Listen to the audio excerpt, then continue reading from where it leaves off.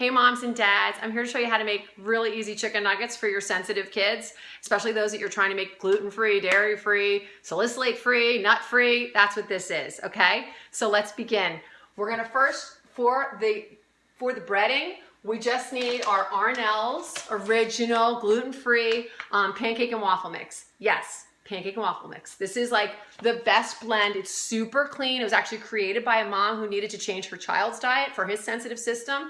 I love this. I buy 2 5-pound bags at a time. I buy them right from the company. It's actually a little cheaper than Amazon if you do it that way. Anyway, it's buckwheat flour and it's brown rice flour. It's some flax meal. It's almost like nothing, and it's the perfect thing for breading, and it's the perfect pancake mix as well. So anyway, we've got that. We've got our egg mixture, and you're just going to use your chicken. You've purchased it. You can purchase it thin, already cut for you, however you like it. I always find pounding it real quick always makes it taste the best. If your child is very picky and needs to have it maybe in a certain shape, like maybe they like it smaller versus the long way, we want to just kind of cater to our child, because if you're trying to get them to go from one diet to another, we need to like kind of put them in control on a lot of these items right now. So we just dip it in the egg, we dip it in our mixture, we just have our mixture plus our sea salt, and shoop shoop, that's it, right in the oil. And because I knew you didn't want to wait, I already made a little bit, and so I have them right here. So see, if you have a child who doesn't care about the shape, you know, this, I just say, oh look, we're having fried chicken. This is a smaller one. If you need to make them, you know, look more like chicken nuggets, you can do that. So I do this, and I make a ton of it, because everything I do, I need to make it easy, because it's just easier, right? So I make it in bulk. And then what I do is once they're room temperature, I put them into Ziplocs. Some of those Ziplocs I'll put in the refrigerator to use over the next few days. And sometimes I'll put them in the freezer. And so, let me just turn this over, because it's just a few minutes each side.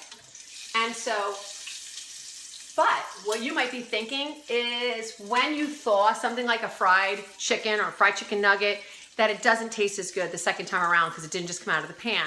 And you're correct, except if your daughter bought you one of these ginormous air fryers for Christmas from, I think, Walmart for like 75 bucks. What a great product. So what this is it will literally bring to life your fried foods. So once you've thawed your foods, you're just simply going to, you take this bucket, I call it a bucket, you take this out, and you're just going to put in whatever your children want for that meal, stick it back in, 5 minutes, it's done. I like that I'm putting my kitchen on fire with all the smoke I've got going right here.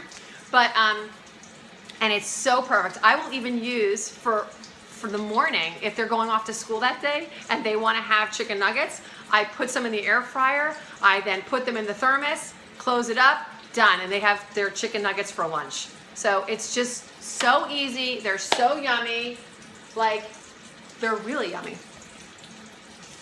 I wonder if you could see this. Like, that's a real chicken nugget. And, I don't know, it's cheap and easy. All right, enjoy, moms.